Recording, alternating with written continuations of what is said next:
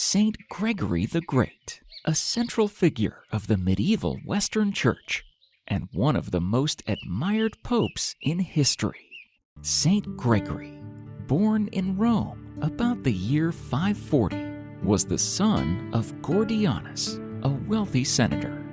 Gregory was descended from Roman nobles with a strong legacy of Christian faith. He was related to two previous popes, Felix III and Agapetus I. Gregory's mother, Sylvia, left him to enter a small oratory near St. Paul's in Rome, where she led a life of such austerity and holiness. She was canonized by the Church after her death. His aunts were nuns, and his parents joined cloisters in their later years. Like most of the upper class of his time, he was well educated. But unlike many, he was generous and concerned about the poor. Gregory lived in Rome during a period of wars, invasions by hostile tribes, famine, and destruction. Rome was under siege by one barbarian conqueror after another. Within a period of less than 20 years, the suffering city was taken and retaken 6 times. The Lombards laid waste the cities, despoiled the towns and villages, burned the churches, tore down the monasteries, desolated the farms. Gregory received a classical education in liberal arts and the law. It is not surprising, therefore, with these sad memories never far from his mind, that he accepted the post of prefecture of Rome, the highest civil dignity in the city. He believed he could protect his people, like his ancestors before him. He was around 30 years old by now. He was responsible for finances, police, provisioning, and public works, an experience that helped him hone his administrative skills. The people came eventually to know and to love him, and to depend on him for their safety. Yet, Gregory remained dissatisfied. Sometime after working in the imperial capital, Gregory chose to leave the civil administration to become a monk during the rise of the Benedictine order. Upon his father's death in 574, he converted his house into a monastery and retired to a life of contemplation and prayer. During these years, the happiest in Gregory's life, he began a detailed study of the scriptures. He also founded 6 Benedictine monasteries on his estates in Sicily. He also turned over the remainder of his fortune for the care of the poor. But it soon became clear, after his 3rd year at Saint Ambrose, that days of quiet prayer and work were not to be Gregory's portion for much longer. In 578, quite against his will, Pope Benedict I made him one of the 7 deacons of Rome. Now began his works, which earned him the title of being the Great. From Rome, he was sent to Constantinople to seek aid from the emperor for Rome's civic troubles, and to aid in resolving the Eastern Church's theological controversies. When he arrived back in Rome, he was made the abbot of St. Ambrose. He found Rome again beset with calamities. Floods and tempests battered it, and earthquakes rocked it. He was saddened to see that the evil had found its way into the monastery as well. One of the monks confessed, as he lay dying, that he had concealed in his bed 3 gold coins. This violation so shocked Gregory that he decided to punish the erring monk in such a way that the rest of the monastery would not forget. Gregory ordered the monk to be left to die alone. Gregory ordered his body thrown on a dung heap, along with the 3 coins. Then, later, in a change of heart, Gregory offered 30 masses for the deceased monk. On the 30th day, Brother Justus appeared to one of his brothers and told him that he was delivered from purgatory. The joy of the chastened monastery knew no bounds. And God was so pleased with the discipline and charity of his servant Gregory that we find the story preserved down to our own time. The well-known Gregorian Masses, said on 30 consecutive days for the repose of the souls of the loved ones for whom we continue to this day to request them. In 590, Pope Pelagius II died, and Gregory was proclaimed Pope by acclamation. This was not something Gregory wanted, but he accepted the burden nonetheless.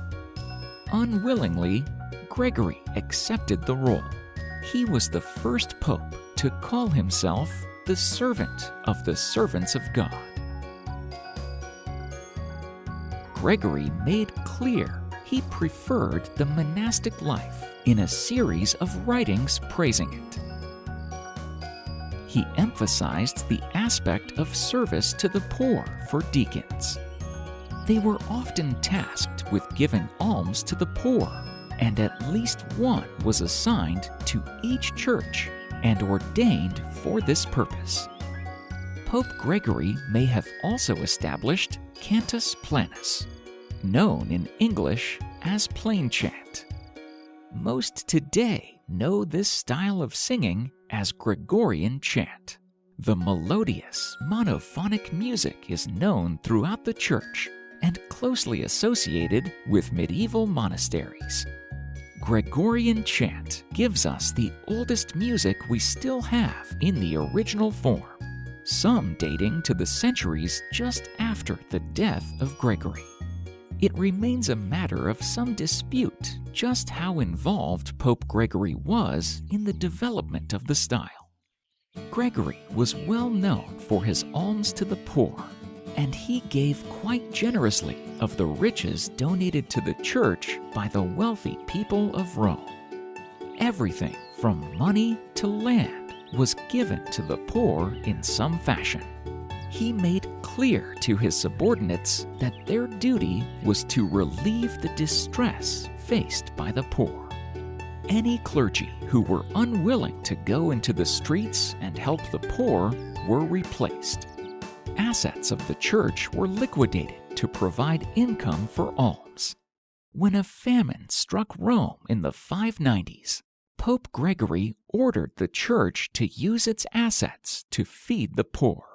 Gregory himself refused to eat until his monks returned from their work of handing out food. He also made certain to dine with a dozen poor people at each meal. A deadly form of plague also started spreading in the streets of Rome. The corpses of the dead piled up in the streets. The dreaded disease always ended in a spasm of sneezing or yawning, and the Holy Pontiff ordered that "God bless you" should be said to those who sneeze. And the making of the sign of the cross on the mouths of those who yawn goes back to the days of Saint Gregory and the Roman plague. In 593, Saint Gregory wrote the 4 books of dialogues, which, together with the pastoral rule, were the 2 works most universally read and prized throughout the Middle Ages. The dialogues provide an excellent history of the times.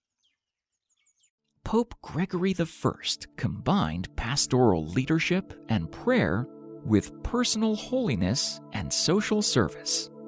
But his later years were troubled with poor health. He died on March 12, 604. He was canonized immediately after his death by the unanimous acclaim of his people. What really made Pope Gregory great? His achievements were many and had a widespread effect. But Gregory became a saint because of his love for God, which was reflected in all that he did. We celebrate Saint Gregory the Great's feast day on September 3rd. He is the patron saint of musicians, singers, students, and teachers. Sorry for interrupting the video. I am here to deliver a quick message. If you think our channel has given you $5 worth of knowledge, then can you take a moment to make a donation? Please don't skip the video. 99.8% of our viewers simply skip this, or many think they will donate later and forget. If you make a small donation now, then we can keep making good videos like this one. You can choose to support us through Patreon, or make a one-time donation through PayPal. The links are given in the description box below. If you are one of our rare donors, we warmly thank you. You have shown the world access to good content matters to you. Thanks again, and God bless.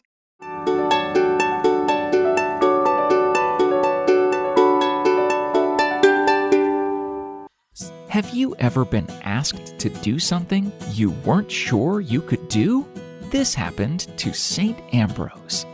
In the year 374, a meeting was called by the people to elect the new bishop of Milan.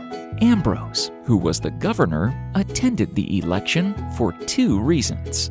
He knew there might be disagreements and felt responsible for keeping the peace. Since Ambrose was preparing for baptism, he was also interested in who would be bishop. During the election, fighting broke out. No one could agree on who the bishop should be. Ambrose stood and pleaded for peace in the assembly. During his speech, a voice cried out, "Ambrose for bishop!" Ambrose was shocked. The crowd took up the cry, shouting, "Ambrose for bishop!" Ambrose begged them not to elect him, but he could not silence them. Over the next several months, Ambrose was baptized, ordained, and consecrated bishop. Saint Ambrose, Bishop of Milan, was born in the year 340 into the family of the Roman prefect of Gaul, now France. He was the third child in the family, a sister Marcellina and a brother Satyrus having been born before him. There was a story when he was a child. He was being taken care of by a nurse at the time. One day when the nurse arrived, she was surprised to see a swarm of bees swoop down and rest upon his eyes and lips of the sleeping child. Frightened, she called to some of the members of the household. They came, and Ambrose's father and mother saw the bees enter and leave the mouth of the child without disturbing him. The bees then flew off and were lost in the blazing sun. Ambrose's father exclaimed, "This child is destined for great things."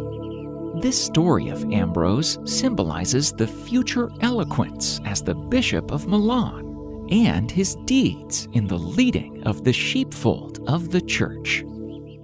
His father wanted Ambrose to have an administrative career. He was sent to the best school in Rome to study philosophy, theology, and literature. About the year 370, upon completion of his course of study, Ambrose was appointed to the position of governor of the districts of Liguria and Aemilia.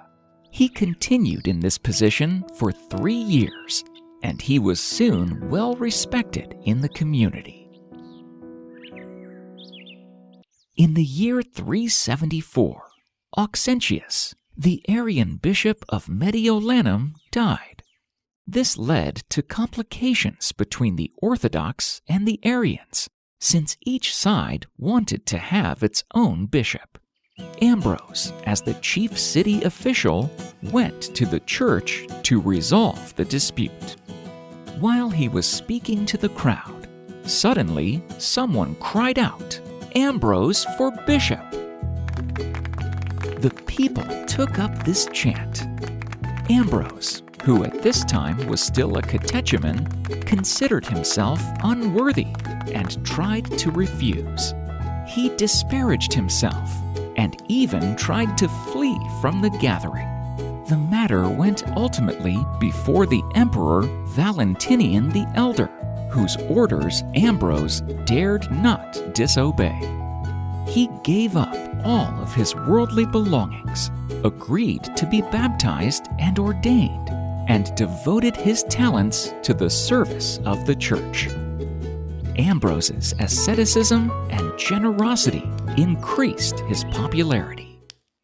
During his time as bishop, he experienced many fierce, bitter struggles in his efforts to eradicate the heresy of Arianism, which denied the divinity of Christ. Saint Ambrose came late to the study of theology, but his scholarly training enabled him to master it quickly. He used all of this while preaching. His abilities impressed Augustine of Hippo, who previously thought poorly of Christian preachers. After meeting Ambrose, Augustine re-evaluated himself and was forever changed. In 387, Ambrose baptized Augustine, who he had a great influence on. Saint Monica, Augustine's mother, loved Ambrose as an angel of God who uprooted her son from his former ways and led him to his convictions of Christ. Ambrose had many churches built and enriched them with relics. He preached and instructed with wonderful eloquence.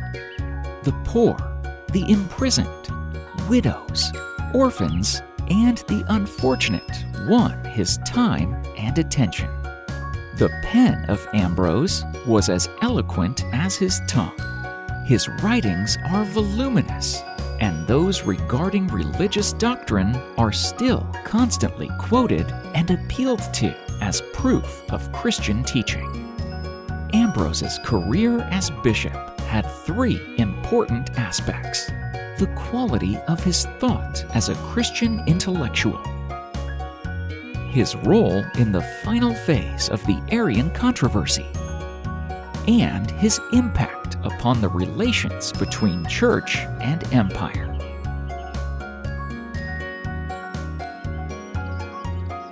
Ambrose was an advocate of simplicity.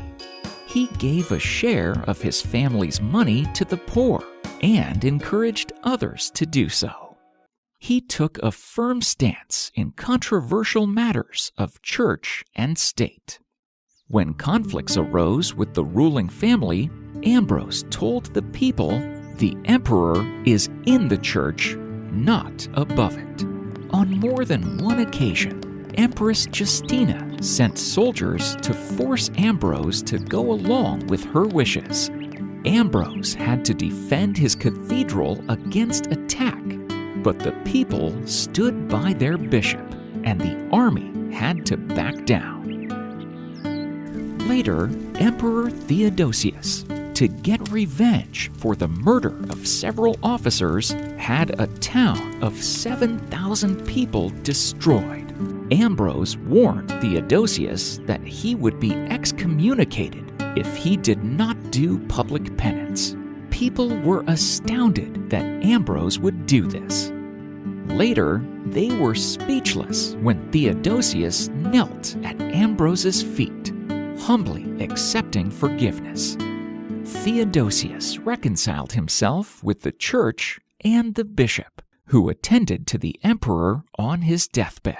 The fame of Bishop Ambrose and his actions attracted to him many followers from other lands.